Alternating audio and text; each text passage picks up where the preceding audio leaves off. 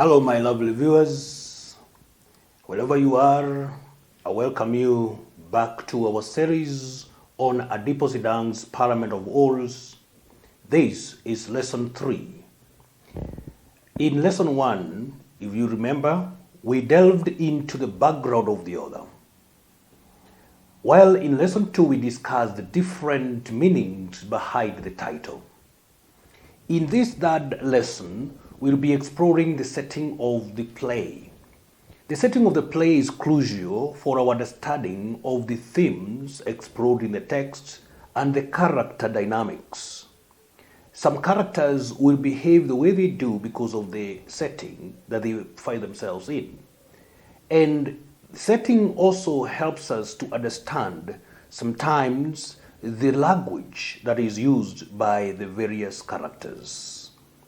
Our objectives today will be, by the end of this clip, you should be able to define the concept of setting in any work of art.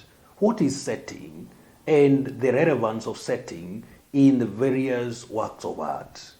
2, we will be analyzing, or you should be able to analyze the various types of settings in Parliament of. Did you say that setting refers to the time and place where the story takes place? That is to say, the place where the characters are situated and where the events unfold. It includes the physical environment, the time zone, the historical period, the cultural context, the psychological disposition of the characters, and the social conditions that shape the story or the narrative and which influence characters' actions and events. Setting creates a framework against which the plot develops, providing the context for the story's themes and characters. Context for the story's themes and characters. Let us now look at the types of settings. As I have mentioned earlier, there are various types of settings.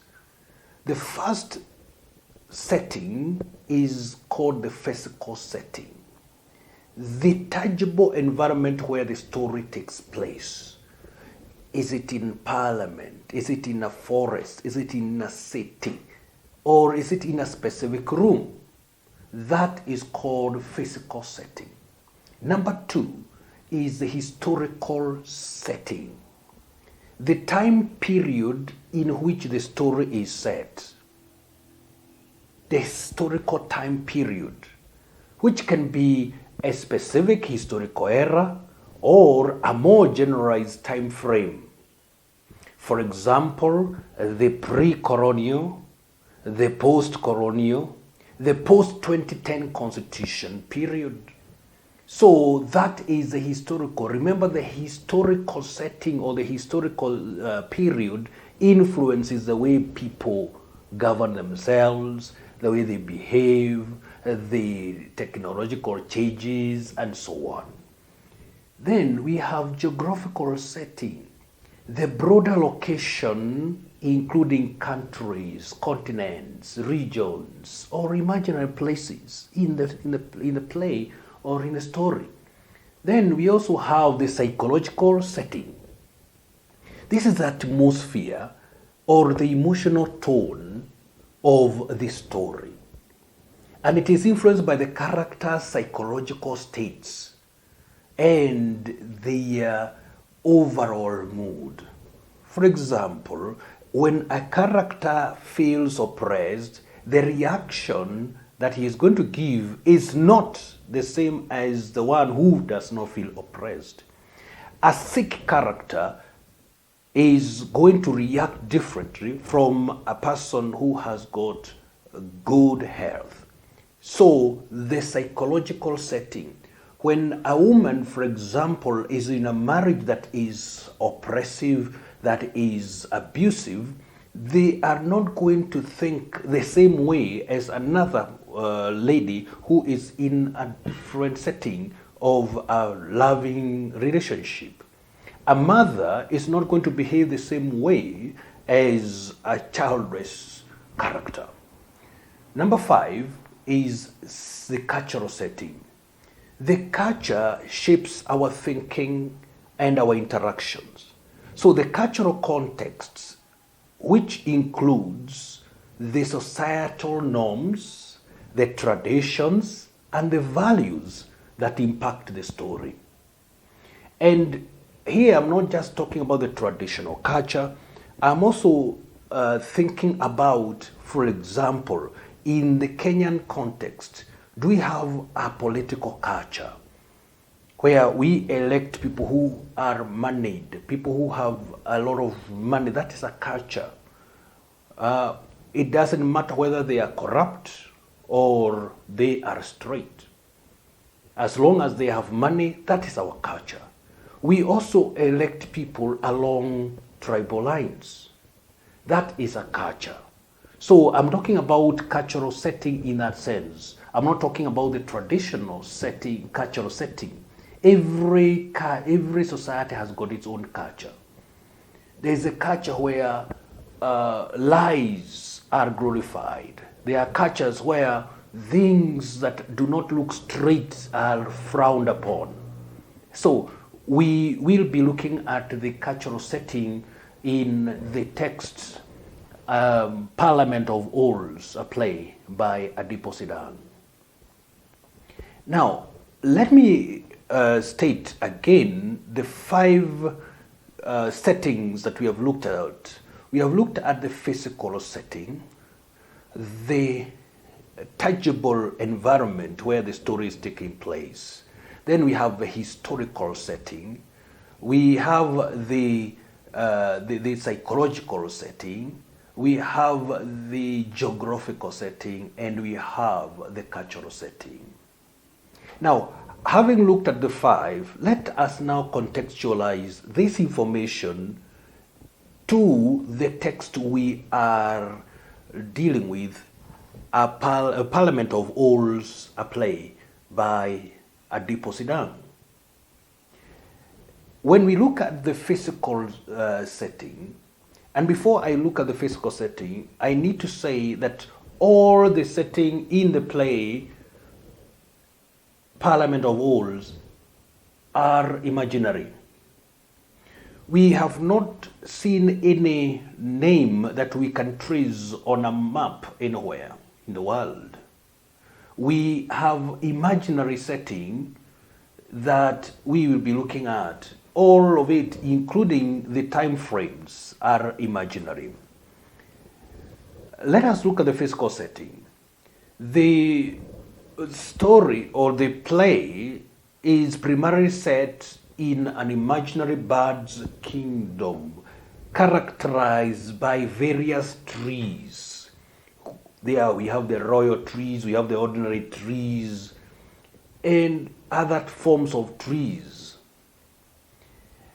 We have stones, we have rivers and riverbanks, we have the grassland, we have the neighboring lion's kingdom, and so on. So the setting is imaginary bird's kingdom that is surrounded by other kingdoms like the lion's kingdom, like the grassland kingdom, the animal kingdom, and they are mentioned at various points in the story.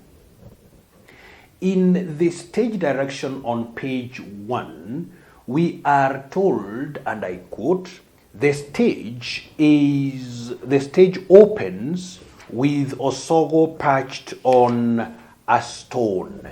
That tells us that Osogo is somewhere, either in a forest or by the river, or in a jungle somewhere, but we'll be able to see. There is a mention of Lion's Kingdom by Red String when she says, or she asks Osogo, Do you want our kingdom to be annihilated by rogue animals from Lion's kingdom? That is on page 3. We also see prison cells. In the stage directions on page 85, and I quote, page 85, we are told, I want to read that part, page 85, in the stage directions, are you there? Page 85, it is evening after the release of Oyundi and the arrest of Telltale.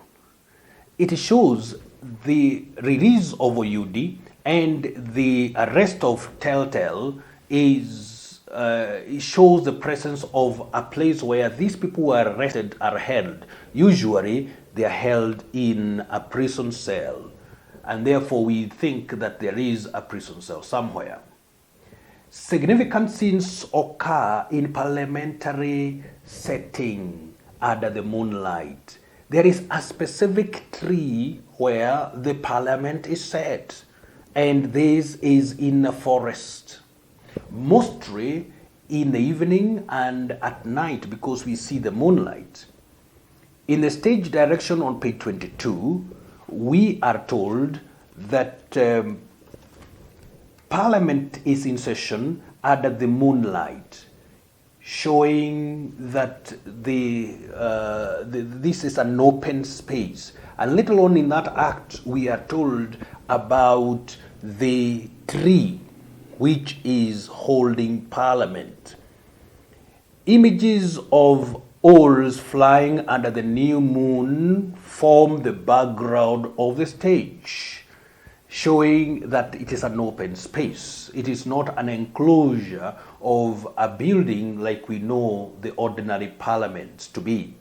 On page 102, in the stage direction, we see a row of royal trees.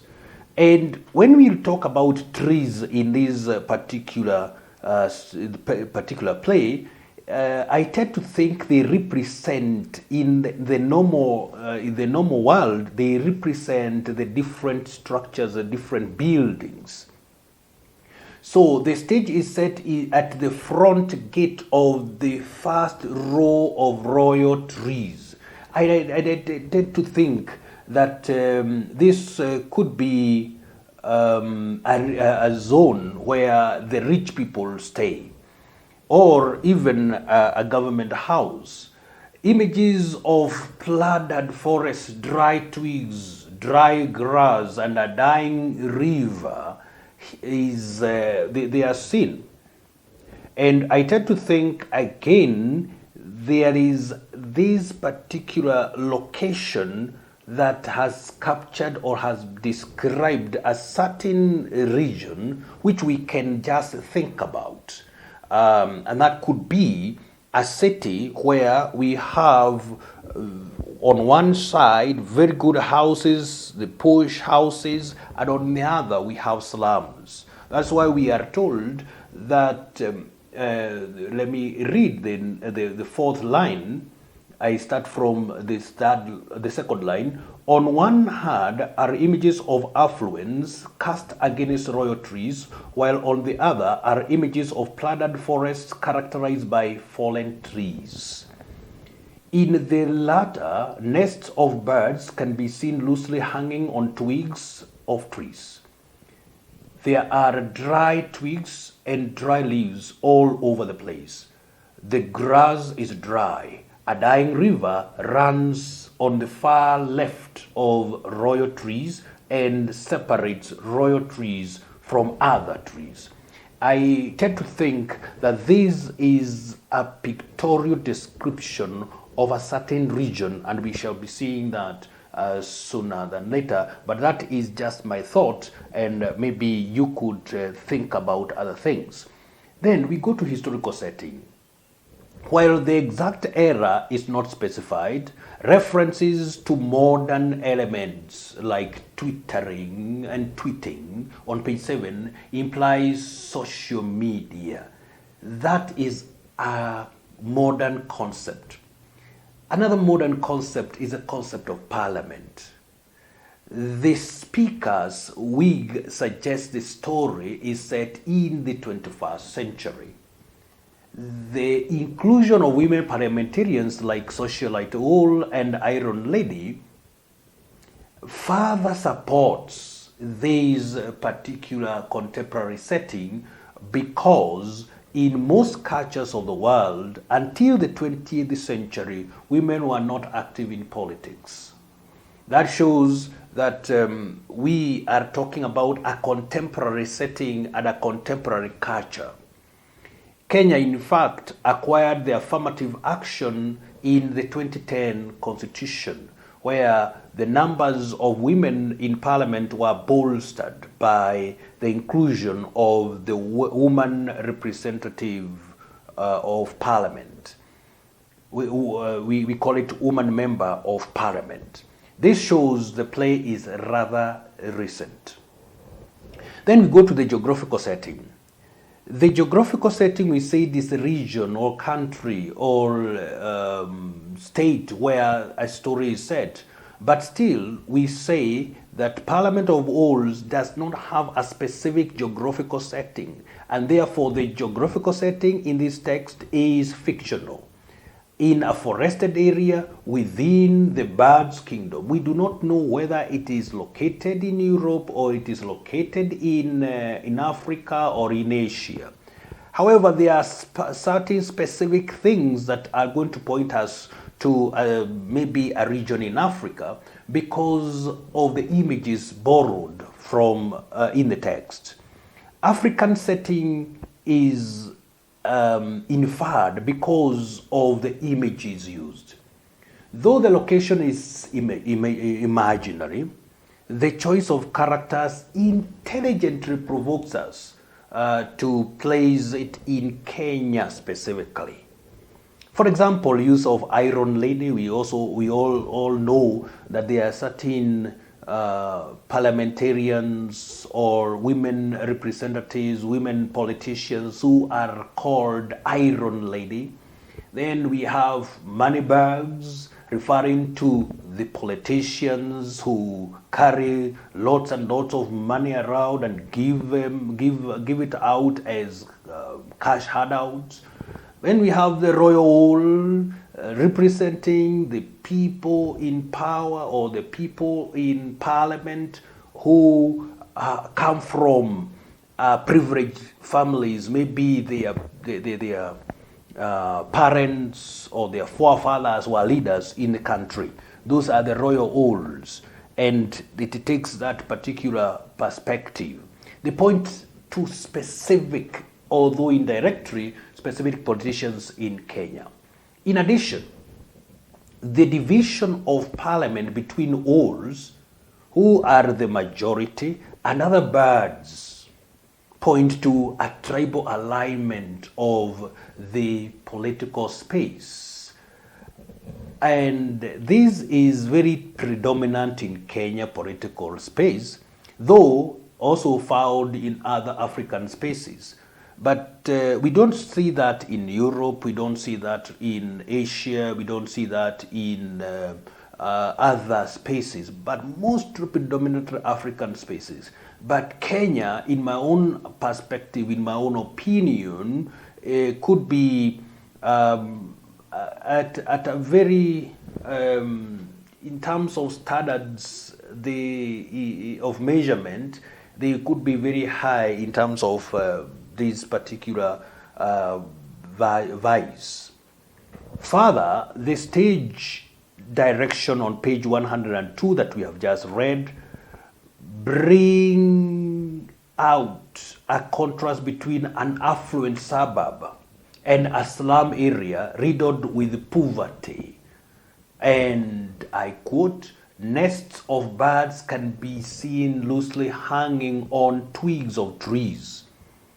Dry twigs and dry leaves all over the place." The nests that are hanging loosely could be the ramshackles that are building in a certain slum area. The twigs of trees or dry twigs and dry leaves could be, we are talking about garbage that is littered all over. This points to a slum area in Kenya called Kibra. And it borders the rich suburb of Karen. Then we also see a dying river. This is perhaps the polluted Nairobi River. However, as I will say here, this is just my thought. I don't know what your thought could be. Maybe you can write it in the comment section below here. But this is just my thought, and therefore very subjective.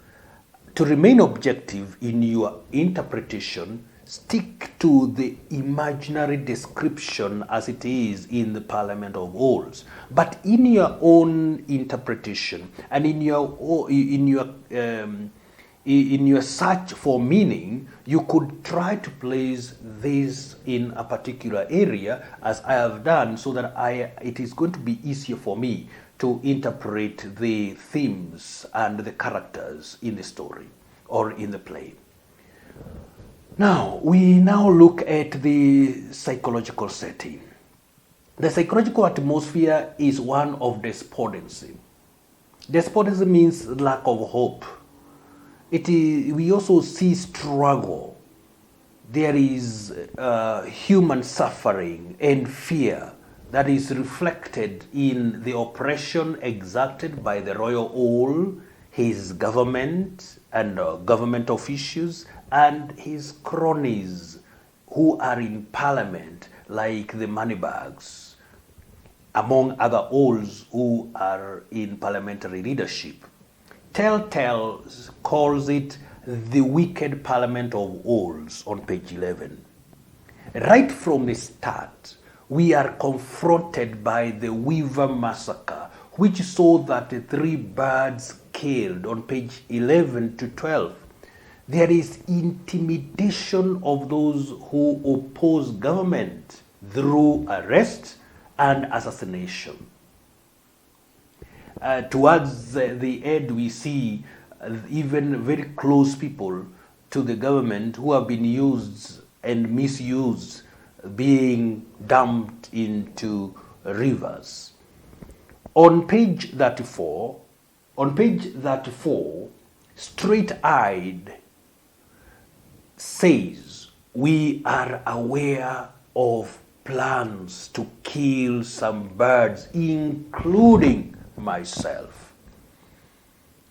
Parliament propagates unfair laws that favor only the owls at the expense of all the other owls, all the other birds and animals. And it propagates corruption, like the Moonlight Bill that has been sponsored by moneybags in Parliament, and which he pushes through by force.